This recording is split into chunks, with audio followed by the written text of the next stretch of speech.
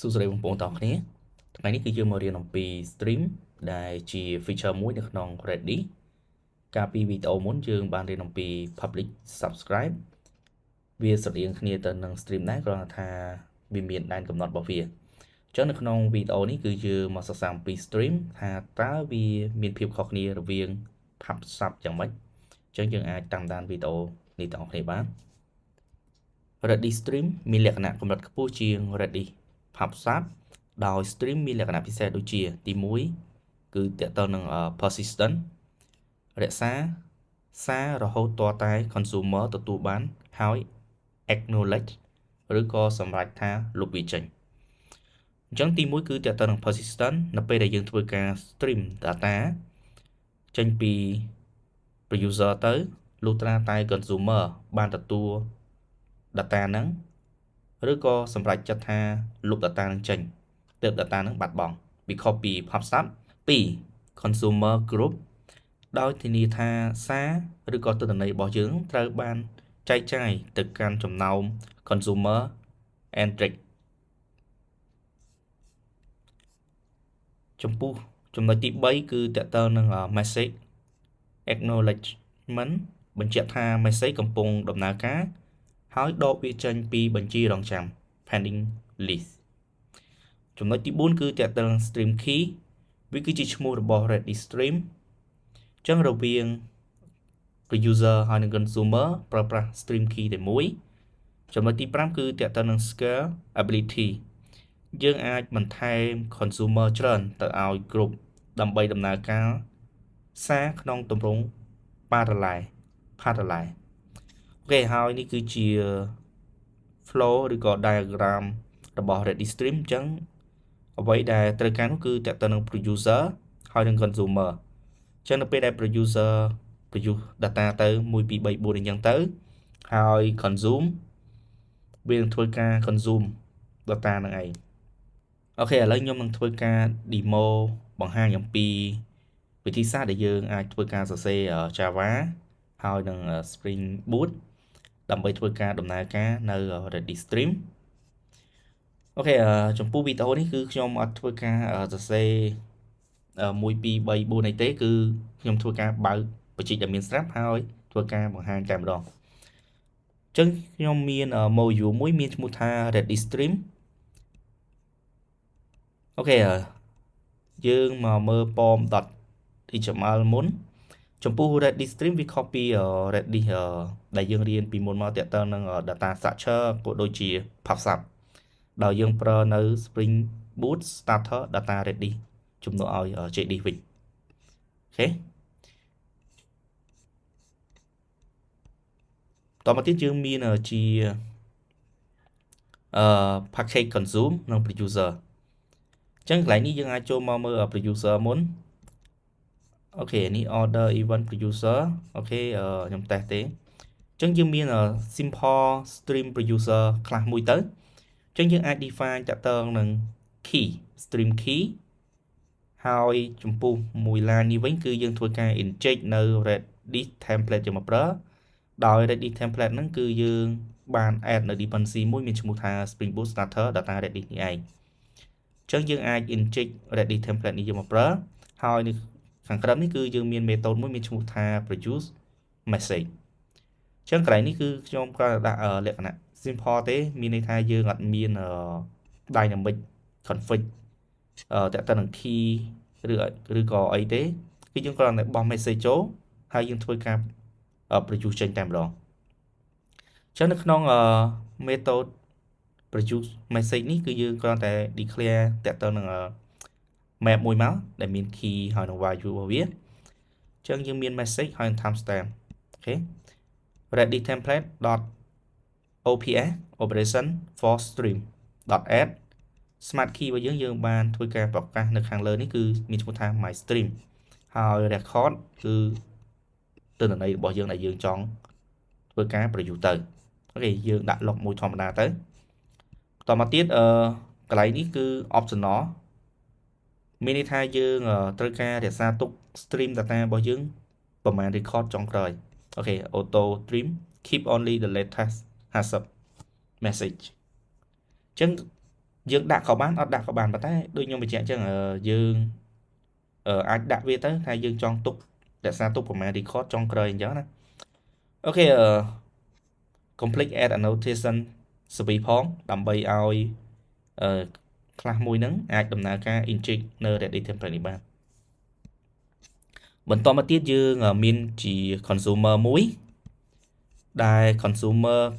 ខ្លះនេះក៏ជា service មួយដែរអញ្ចឹងវាធ្វើការ inject នៅ ready template ដូចគ្នា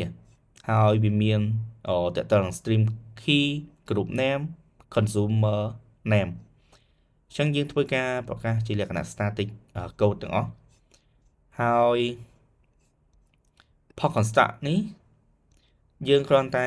ធ្វើការcheck មើលថាតើ stream key នេះ my stream នេះតើ key មួយហ្នឹងបាន create ហើយឬនៅពេលដែលយើងធ្វើការ run នៅ application របស់យើងវានឹងធ្វើការដំណើរការនៅ method init ដែលប្រើប្រាស់ annotation pop construct ហ្នឹងអញ្ចឹងនៅពេលដែលវាធ្វើដំណើរនៅពេលដែលវា check អញ្ចឹងនៅពេលដែលយើងដាក់បែបហ្នឹងវានឹង check ថា my stream key ហ្នឹងមានបានបង្កើតហើយឬនៅបើអត់ទាន់បង្កើតទេវានឹងធ្វើការបង្កើតប៉ុន្តែបើមានហើយអូខេយើងគ្រាន់តែ log មួយទៅថាអូខេ consumer group already is or stream not initialize អញ្ចឹងទៅតមកទៀតយើងមានជា consumer method មួយ message អញ្ចឹងannotation color នេះគ្រាន់តែយើង add វាដើម្បីកុំឲ្យវា warning តែប៉ុណ្ណោះចំពោះ annotation schedule យើងធ្វើការឲ្យវា retry សំដៅឲ្យវា run រៀងរាល់2 second ម្ដងអញ្ចឹងទៅអញ្ចឹងចំពោះអ្នកដែលអត់ទាន់ចេះប្រើប្រាស់ schedule បើសិនយើងប្រើ simple លក្ខណៈ schedule ឲ្យវា run លើ method ណាមួយទេយើងអាចប្រើ annotation មួយហ្នឹងទៅគឺងាយស្រួលមែនតើយើងគ្រាន់តែ add annotation schedule បន្តមកទៀតចំនួនដែលវាត្រូវការ run អូខេនេះគឺជា syntax របស់វាគឺ stream offset អញ្ចឹងវានឹងធ្វើការ create stream key ហើយ read offset របស់វាគឺ last consume អញ្ចឹង operation for stream .read អូខេstring តមកទៀតគឺ consume .from group name នេះគឺយើងបាន declare ខាងលើដូចគ្នា group name consumer name បន្តមកទៀតគឺ stream .read option .empty .count 1 stream offset បន្តមកទៀតយើងបានជាលក្ខណៈlist អញ្ចឹងយើងអាច check មើលថាតើ list របស់យើងមានតម្លៃឬក៏អត់អញ្ចឹងកន្លែងនេះយើងអាចដាក់ copy empty មួយនេះក៏បានដែរបើសិនជាវា return ជាលក្ខណៈ list ប៉ុន្តែបើសិនជាវាអាច return ជា now អញ្ចឹងយើង check ពីទី1គឺ copy now មួយទៀត copy .day អញ្ចឹងបើសិនជា list របស់យើងមានតម្លៃវានឹងចូលខាងក្នុងយើងអាចធ្វើការ loop តម្លៃនឹងចេញដោយយើងប្រើប្រាស់នៅ this template OPS for stream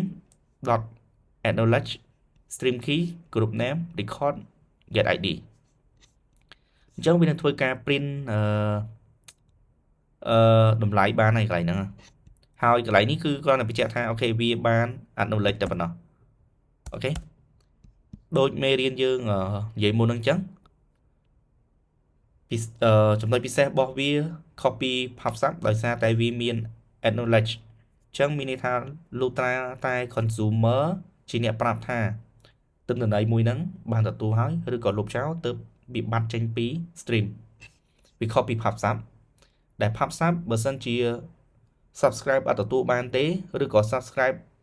ដំណើរការយឺតជាង public អញ្ចឹង data នោះវានឹងបាត់បង់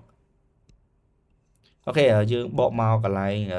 controller បន្តិចអញ្ចឹងក្នុង controller នេះគឺយើងអត់មានអីច្រើនទេយើងគ្រាន់តែមានជា simple REST API មួយដែលធ្វើការ send នៅ message ហើយកន្លែងហ្នឹងគឺយើងហៅនៅ stream producer service របស់យើងហើយយើងហៅមក method produce message ដើម្បី produce message ទៅហើយឲ្យ consumer ចាប់ផ្ដើមធ្វើការ consume នៅ message ហើយចំពោះ main application របស់យើងវិញយើងគ្រាន់តែដោយសារតែយើងប្រើនៅ scheduler អញ្ចឹងយើង add enable schedule link មួយទៅដើម្បី ឲ្យវាដំណើរការតាក់ទង scheduler នៅពេលនៅកន្លែងដែលយើងប្រើនៅ consumer កន្លែងនេះ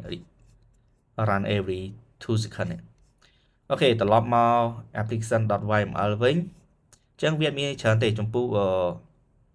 ការ config ឬក៏ connect ទៅកាន់ ready នៅពេលដែលយើងប្រើនៅ spring data ready អញ្ចឹងយើងគ្រាន់តែ mention វាទៅ ready host port អញ្ចឹងវាអាចធ្វើការ connect បានទៅខ្លួនវាហើយយើងអត់ចាំបាច់ទៅសេដូច JD ធ្វើការ get នៅ host port password username អីដើម្បីធ្វើការ connect ទៅ ready នោះទេអូខេឥឡូវខ្ញុំសាក run តែម្ដងជាងកន្លែងនេះខ្ញុំ run ទៅ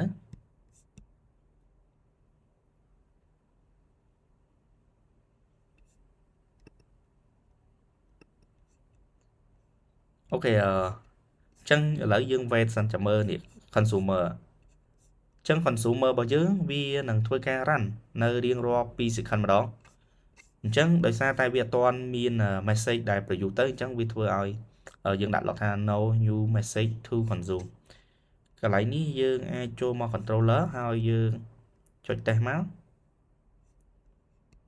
អូខេខ្ញុំធ្វើការ send ខ្ញុំមកមើល log វិញអូខេនេះអញ្ចឹងកន្លែងនេះដោយសារតែយើងដាក់random អញ្ចឹងនេះឃើញថាមាន message មកអញ្ចឹងណានេះមាន message ច្រើនអូខេមាន53អញ្ចឹង sequence វា57អីចឹងមកអញ្ចឹងវាធ្វើការ consume រហូតតតែអស់ចំនួននេះចំនួន loop ដែលយើង loop នេះអូខេប្រហែលជាចិត្តអស់ហើយដល់60ជាង60អីនេះវាដើរដល់9ជាង60ជាង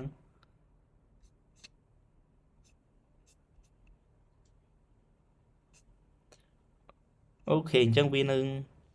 ដើររហូតតតែវា consume អស់ message បន្ទាប់មកទៀតវានឹងធ្វើការបង្ហាញទៀតថាអូខេវាអត់មាន message ត្រូវ consume ទៀតទេឥឡូវយើងចាំតតែដល់វាបង្ហាញថាអត់មាន message ត្រូវ consume ទៀតទេចាំមើលនេះ no new message to consume ចាំមើលចាំបន្តិចទៀតវាប្រហែលជាដល់កន្លែងហ្នឹង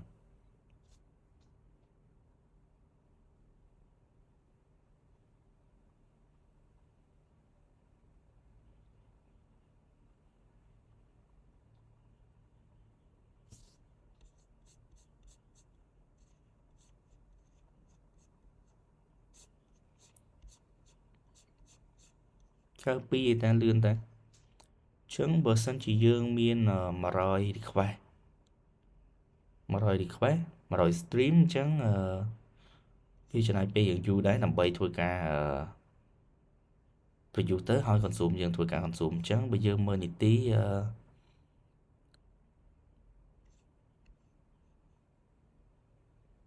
មួយអូខេប្រហែលជាក្បែរ1នាទីណាអូខេអញ្ចឹងវានឹងចេញ message ថា no new message to consume អូខេចំពោះវីដេអូready stream គឺមានតែប៉ុណ្្នឹងទេអូខេបាយបាយអ្នកនរគ្នា